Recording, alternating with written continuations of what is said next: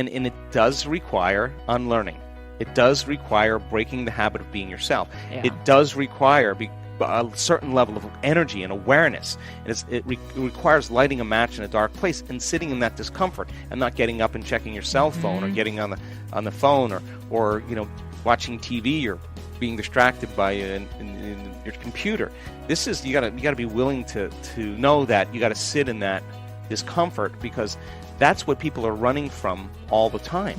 So the person who's going to say, no, you know what, I'm really insecure, or I live in fear, or whoa, I feel really empty. Now, this is the moment. This is a defining moment for people, because now they're saying, okay, I got to believe that there's something else here. And I think when you believe in yourself, you believe in possibilities, and when you believe in possibilities, you believe in yourself. So people start taking their power back in a very unique way, and they go all in.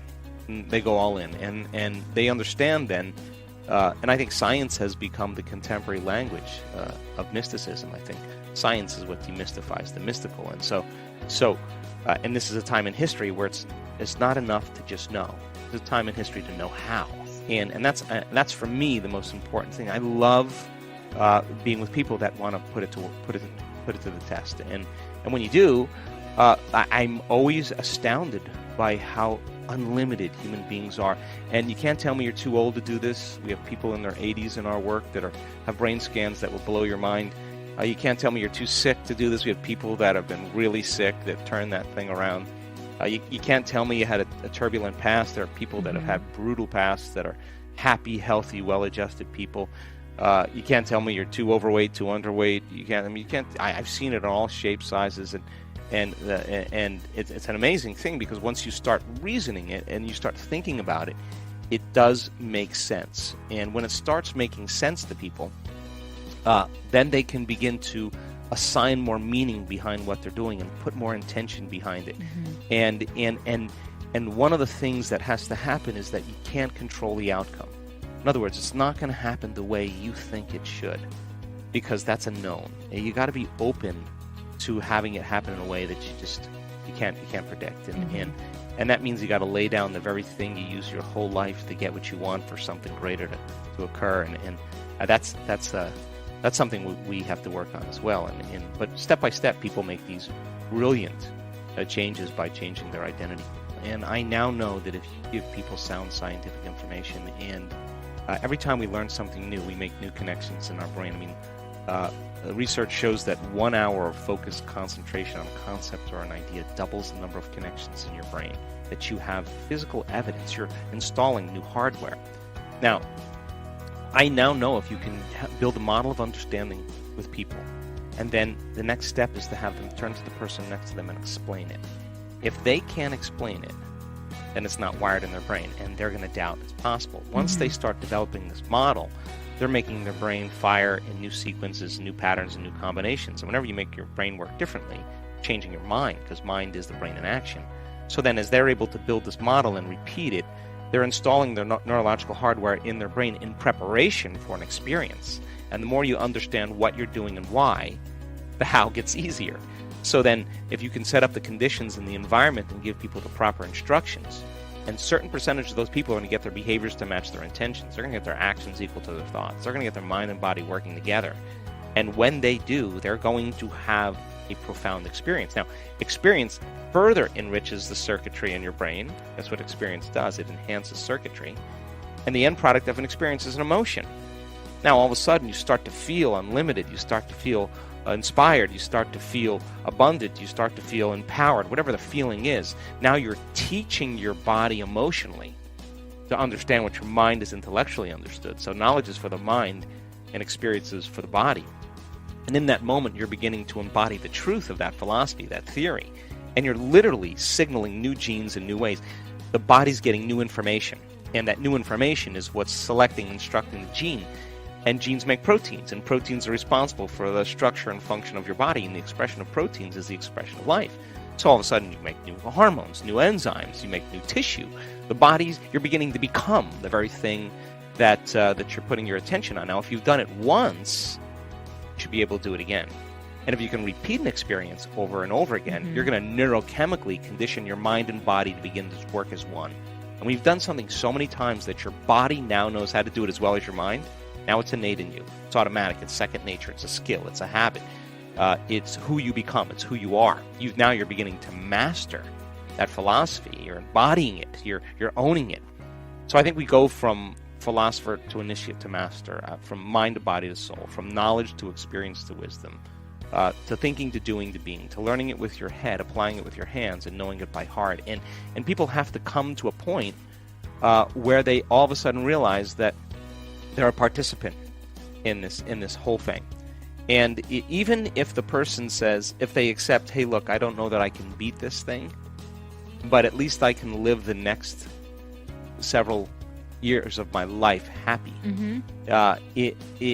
It makes a huge difference. And so people who are depressed because of a diagnosis, then they can't think greater than how they feel. And that's the challenge. When feelings become the means of thinking, or we can't think greater than how we feel, then for the most part we're thinking in the past. And we've studied brains during the transformational process. And we see that when you start analyzing your life within some disturbing emotion, and it's typically derived by the hormones of stress, that 100% of the time, the analysis is going to make your brain worse. It's going to drive it more out of balance. Teach a person how to get beyond the emotion. The memory without the emotional charge is called wisdom. And now you're no longer anchored to the past. The body's free. I think insight is important, but insight never changes behavior. You can, I don't care what the insight is. Your father was overbearing. Your mother was a perfectionist. You have a chemical imbalance in your brain. Mercury's in retrograde. You were this person in a past life. All the insight, all the information does not change the condition. We have to get into the operating system. We have to get into those programs, those emotional reactions, those unconscious beliefs, those unconscious habits, and begin to reprogram that. And there's a way to do that, because the whole purpose of meditation is to get beyond the analytical mind. And what separates the conscious mind from the subconscious mind is the analytical mind. And the only way you're going to know how to do that is to learn how to regulate your brainwaves and begin to slow them down. So as you begin to slow down your brainwaves, you get beyond your analytical mind, and you're entering that operating system where all those programs exist. And 95% of who we are by the time we're 35 years old is a set of memorized behaviors, unconscious emotional reactions, unconscious beliefs, perceptions, hardwired attitudes that function automatically like a computer program. That means that 95% of the time people are unconscious to how they're being, right? And so becoming conscious of that, overcoming, even if you just say every day I'm going to overcome my fear, every day I'm going to overcome my depression, every day I'm going to feel better than yesterday. That act of doing that you're informing the system, you're putting new information into your body that's causing your body maybe slowly every day to begin to change. And of course some days are easier than others, but I have so much hope in that, because I think that's innate in us. I think that's what we naturally know what to do when we're challenged to that measure. We are back with Complete the Quote Challenge. Can you complete the inspiring quote and give us the right answer? If you can, and if you can do it first, you're the daily winner.